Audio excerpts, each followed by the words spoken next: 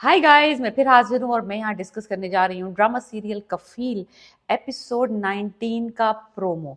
18 episode इस ड्रामे के हो गए। जिस तरह से ये ड्रामा शुरू हुआ था, बहुत सारे लोगों को बहुत डिसअपॉइंटमेंट हुई है जब से ये इन्होंने बच्चा पार्टी को दिखाना शुरू किया है। बिकॉज एक बहुत अच्छा ट्रैक चल रहा था जो चैप्टर 1 था इसका पास्ट का, और जिसमें जेबा की और जामी की कहानी थी, और उसमें दिखा रहे थे किस तरह से वो रिलेशनशिप जो था कितना टॉक्सिक था। फिर फैमिलीज के डिसीजंस की जो पूरी जिम्मेदारी एक औरत पर पड़ जाती है कि वो रिश्ते निभाए, और फिर कितना प्रेशर होता है फैमिली का, both sides to be a perfect wife, perfect mother, perfect daughter, and of course perfect wife. So ये वाला जो सिनेरियो था बड़ा इंटरेस्टिंग कॉन्सेप्ट था।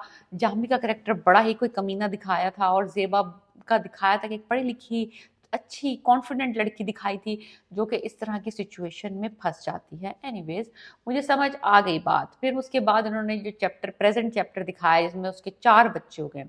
पहली बात, मुझे ऑब्जेक्शन यही था कि अगर बंदी पढ़ी लिखी दिखाई थी, समझदार भी दिखाई थी, कोई इतनी बेवकूफ़ लड़की नहीं थी कि गाँव की कोई जिसको कोई एक्सपोजर नहीं था, कोई कुछ नहीं था। अगर आप एक दफ़ा प्रेग्नेंट हो गई थी, यानी कि सुबुक जो बेटा दिखाया है उससे प्रेग्नेंट हो गई थी, और आपने डिसाइड किया था कि you want to stay in this relationship, stop producing the kids. 4 बच्चे दिखाने की क्या जरूरत थी? मुझे ये समझ नहीं आई इस बात। एक बहुत बड़ा फ्लॉ इस ड्रामे का, 1 से 2 दिखा सकते थे, 4 बच्चे दिखाए हैं उस निकम्मे निकट्टू आदमी के साथ। इस एक पढ़ी लिखी समझदार लड़की ने पैदा पे पैदा किस चक्कर में इन्होंने 4 बच्चों का दिखाया है कॉन्सेप्ट कि एक औरत जो है जो कि पढ़ी लिखी समझदार है, इतनी भी वो मजबूर नहीं है, इतनी भी कोई लाचार नहीं है कि वो डिसीजन नहीं ले सकती कि उसको बच्चा पैदा नहीं करना है, शी कैन।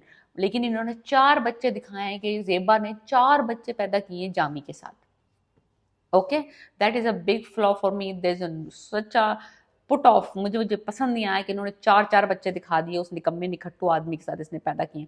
दूसरी तरफ अब ये दिखाए जा रहे हैं, दिखाए जा रहे हैं कि वो कितना बड़ा लूजर है, कितना बड़ा चोरियां कर रहा है घर में, बच्चों को ह्यूमिलिएट कर रहा है। लेकिन उस वक्त मुझे समझ आई बात, अब क्या रीजन है? अब क्या है रीजन?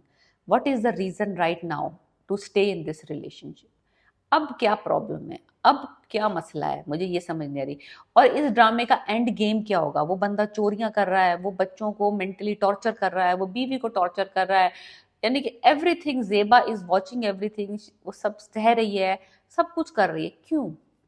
क्या दिखाना चाह रहे हैं? क्या मैसेज कन्वे होता है कि अगर आप इतने भी अब्यूसिव रिलेशनशिप में, तो आप बच्चों को भी अब्यूज होते हुए देख रहे हैं, तब भी आप उस आदमी को के साथ रहे जा रहे हैं। क्यों? क्यों दिखा रहे हैं इस तरह का बंदा? क्यों दिखा रहे हैं एक औरत जो कि खुद कमा रही है, खुद सपोर्ट कर रही है फैमिली को, फैमिली भी रीजनेबल है, भाई भी सपोर्टिव है, बहन भी सपोर्टिव है, why she is choosing to stay with him? क्या प्रॉब्लम है इसके साथ? क्यों दिखा रहे हैं इस तरह का रिलेशन? मुझे पिछले वाले, जब प्रेग्नेंट हुई थी उस वक्त चलो फिर भी समझ आता, अब मुझे नहीं समझ आ रहा। जब बच्चे जवान हो गए, बड़े हो गए, अब उनके रिश्तों में प्रॉब्लम्स हो रही हैं, उनके जो रिश्ते आ रहे हैं वो बाप को देख के भाग रहे हैं लड़कियों के, और उसके बाद बंदा ना कमा रहा है, ऊपर से चोरियां कर रहा है, बच्चों को अब्यूज कर रहा है, लड़कियों को पर हाथ उठा रहा है, यानी कि वाई दे आर सुइंग। और उसके बाद बच्चे अब माँ को इल्जाम दे रहे हैं, और जो कि सही दे रहे हैं, कि माँ इस तरह के रिलेशनशिप में क्यों रह रही है। मैं अगर उन बच्चों में से एक होती, मैं भी कहती कि आप क्यों हमें आपने इस रिलेशनशिप में रखा हुआ है, आप रह रही हैं इस आदमी के साथ, तो हम आपके साथ हैं, तो हमें भी इसको बर्दाश्त करना पड़ता है। तो बच्चे जो हैं वो बाप को ब्लेम, माँ को ब्लेम कर रहे हैं, जबकि असल जो कल्प्रिट है वो बाप है। तो इस तरह की स्टोरी चल रही है। जवेरी और रोहान की शादी होते होते रह गई, वो जो एक बेटी और उसका दिखाया था रिश्ता। और एक तो मसला ये है कि इतने छोटे बच्चों की शादियां दिखाते हैं ना ये ड्रामों में, मुझे ये भी बॉदर करता है। वो बच्ची इतनी छोटी सी यंग सी दिखाई है, उसका रिश्ता भी आ रहा है, और वो जो लड़का दिखाया जिसका रिश्ता आया रोहान का, वो भी इतना स्वीट, इतना यंग सा इनोसेंट सा बच्चा दिखाया है। तो मेच्योर लोगों के रिश्ते आते हैं, शादियां होती हैं, तो अच्छा लगता है। अब वो ये सब गड़बड़ें हो रही हैं, और दे इमोशनली डैमेज हो रहे हैं, और वो डिप्रेस हो रहे हैं। मुझे समझ नहीं आ रहा कि इस ड्रामे का एंड गेम क्या है, क्या मैसेज कन्वे करना चाहते हैं, कि बाय हुक और बाय क्रूक, बाय जाए कि सिकनेस एंड इन हेल्थ, चाहे आप अब्यूज हो रहे हैं, चाहे आपके बच्चे अब्यूज हो रहे हैं, आपने रिलेशनशिप में सर्वाइव करना है, रिलेशनशिप को रखना है। I think that is a very negative, their negativity they are showing. I don't like the concept of this drama.